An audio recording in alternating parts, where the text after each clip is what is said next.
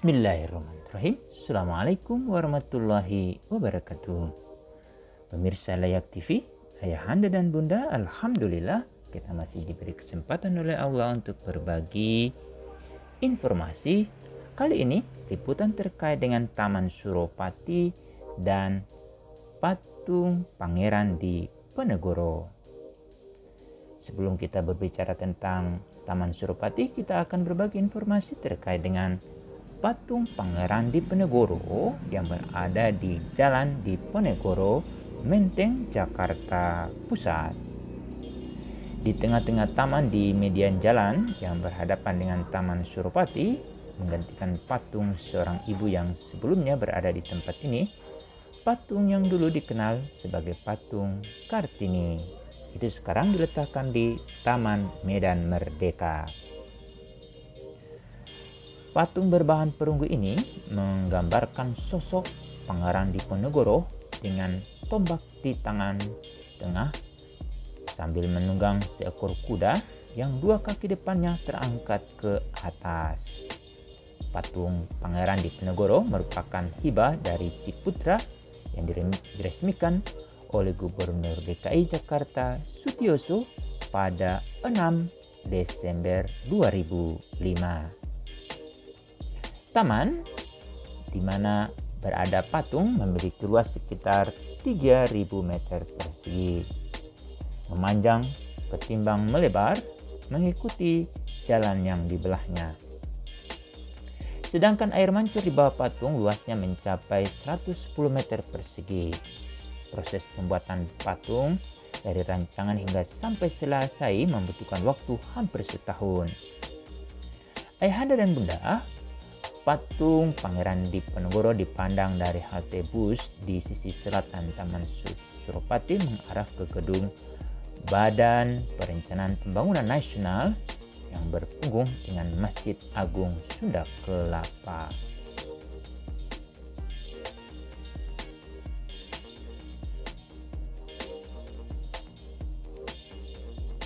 Ayahanda dan bunda, Pangeran Diponegoro adalah putra sulung dari Sri Sultan Hamengkubuwono III, Raja ketiga dari Keraton Yogyakarta.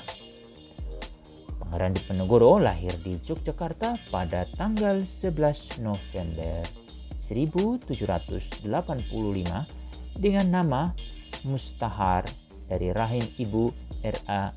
Mangkarawati yang berasal dari Pacitan. Pangeran semasa kecilnya memakai nama Bendara Raden Mas Antawirya, jadi suka tinggal di Tegalrejo bersama eyang buyutnya, yaitu Gusti Kanjeng Ratu Tegalrejo Permaisuri Sultan Hamengkubuwana I.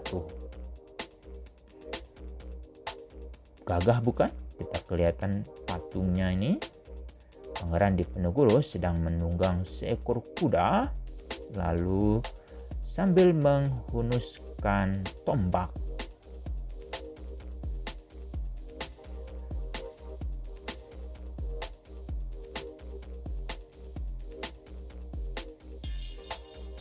Suasana di sekitar patung Pangeran Diponegoro ini memang benar-benar asri karena berhadapan langsung dengan Taman Suropati.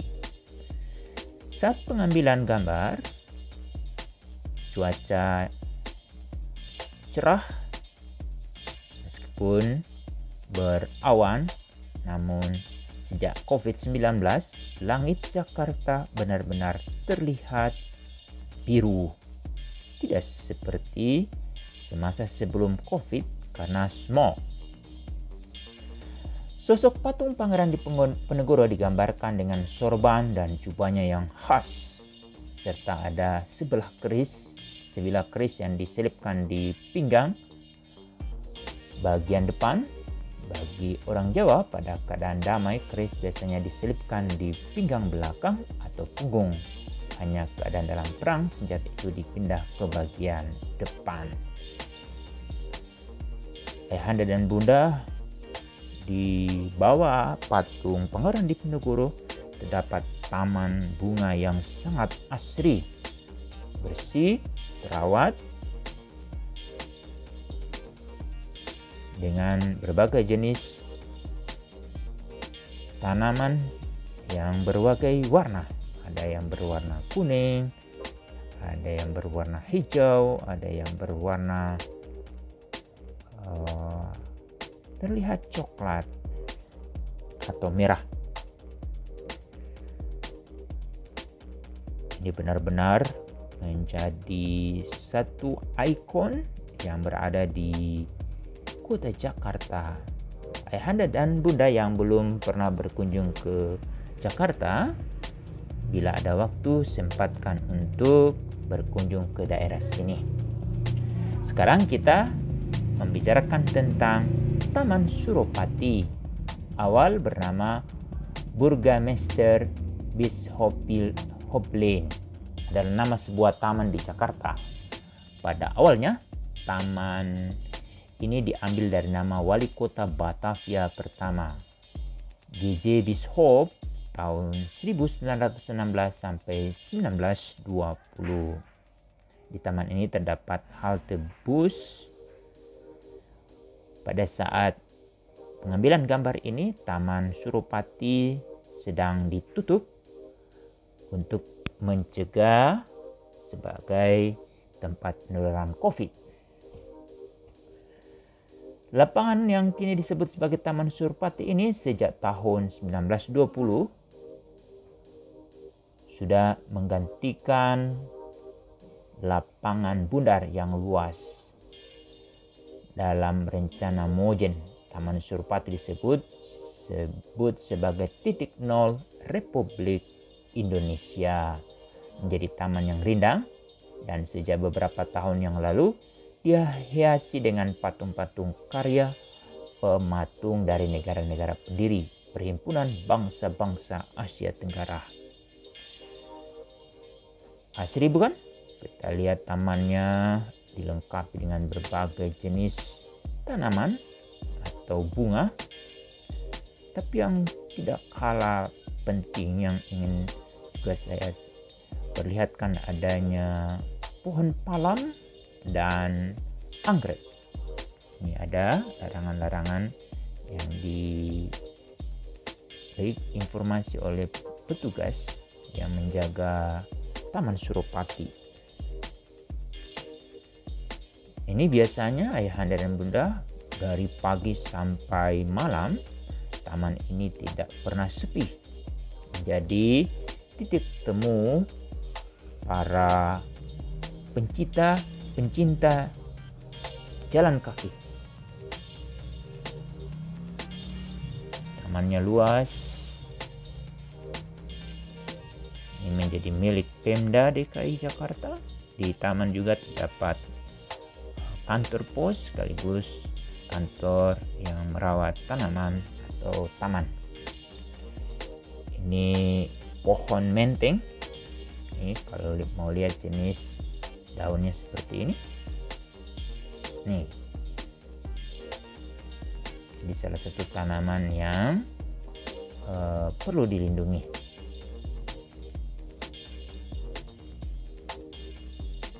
Sejuk.